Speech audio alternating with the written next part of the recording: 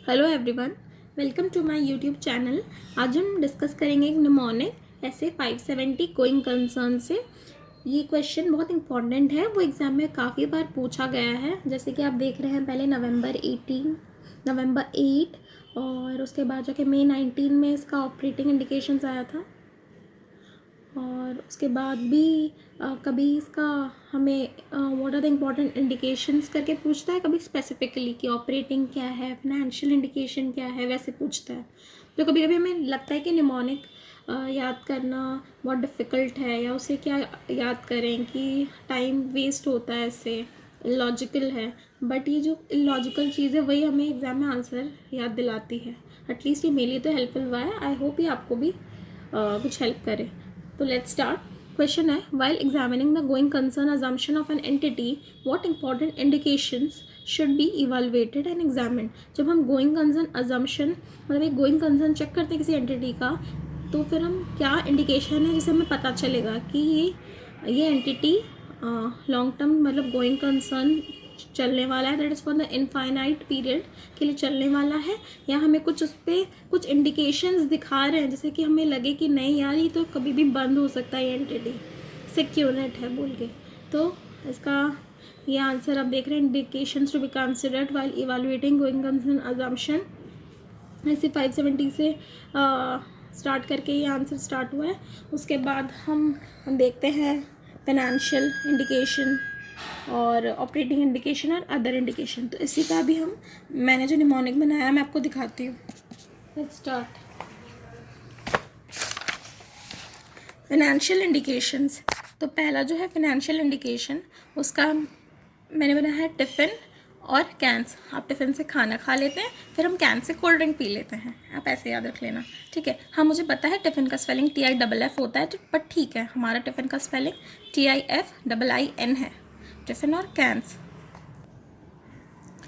तो स्टार्ट करते हैं। TIIFIN टिफ़िन, और कैन से CAANS।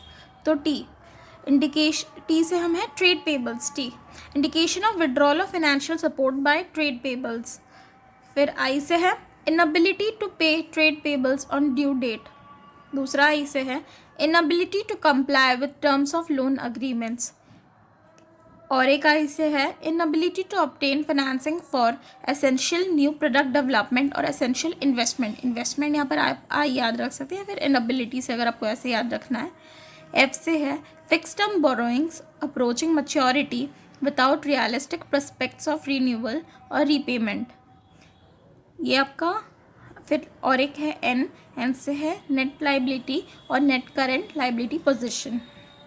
ये हो गया है टिफ़िन। तो टिफ़िन में हम क्या देखते हैं, आपका ये फाइनेंशियल कंडीशंस का टिफ़िन है। टिफ़िन में हम देख रहे हैं कि अगर जब ट्रेड पेबल्स का सपोर्ट मिलना बंद हो जाए, या फिर हम ट्रेड पेबल्स को टाइम पे पैसा नहीं दे पा रहे हैं, लोन अग्रीमेंट्स का जो टर्म्स है उसको कंप्लाई नहीं कर पा रहे हैं, मतलब ड्यू डेट पे पेमेंट्स नहीं हो पा रहा है, या हमारा चेक बाउंस हो जा रहा है। फिर इनएबिलिटी टू ऑब्टेन फाइनेंसिंग वाला, मतलब इन्वेस्टमेंट कुछ नया करना है बट कोई फाइनेंस उसमें पैसा लगाने वाला ही नहीं है।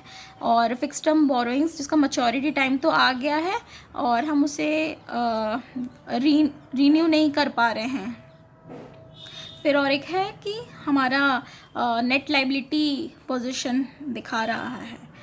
फिर नेक्स्ट है कैंस। सी से है change from credit to cash on delivery transaction with suppliers जब हमें क्रेडिट नहीं दे रहे हैं, हम कैश ट्रांजैक्शन में स्विच ऑन हो मैंने स्विच कर चुके हैं। ए से है एडवर्स की फाइनेंशियल रेशियोज, आपका सारा की फाइनेंशियल रेशियोज फेवरेबल नहीं रहा, एडवर्स हो रहा है।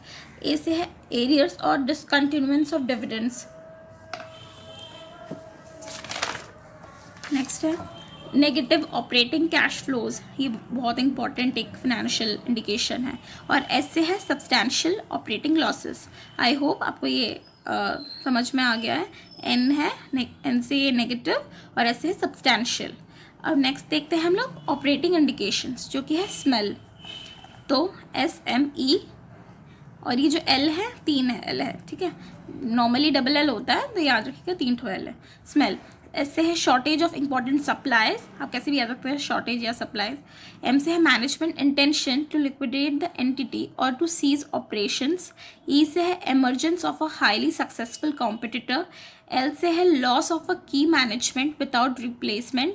एल से है loss of a major market. L से है लेबर डिफ़िकल्टीज़। ये इजी है, कुछ एक्सप्लेन करने का नहीं है, आप एक बार पढ़ लीजिए, समझ में आ जाएगा। और नेक्स्ट है अदर इंडिकेशंस। अदर इंडिकेशंस है नंबर ऑफ कप, ये है नंबर, ये पहला पॉइंट मैंने नंबर ले लिया है, नो नंबर, फिर CUP cup. Number non compliance with capital और अदर स्टैट्यूटरी रिक्वायरमेंट्स। सी से है changes in law or regulation or government policy expected to adversely affect the entity. U से है uninsured or underinsured catastrophes when they occur.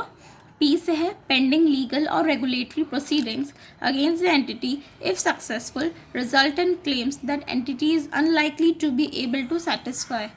ये है, आप देख सकते हैं कि ये सारा अदर इंडिकेशंस है जो हमें बताते हैं कि ऑर्गेनाइजेशन गोइंग एंटिटी नहीं है या कुछ डिफ़िकल्टीज फेस कर रहा है, कभी भी बंद हो सकता है। तो जैसे कि आप देख सक रहे हैं फिनेंशियल कंडीशन में है टिफ़िन कैंस, ऑपरेटिंग में है स्मेल और अदर इंडिकेशंस में है नंबर ऑफ कप। ये आंसर आप इस निमोनिक से आप अगर याद करेंगे आपको पक्का याद रहेगा। एंड आई होप आपको ये निमोनिक हेल्पफुल रहा। अगर आपको हेल्पफुल लगा थोड़ा सा भी तो प्लीज़ कमेंट करके बताइएगा। Like, share and subscribe. Thank you.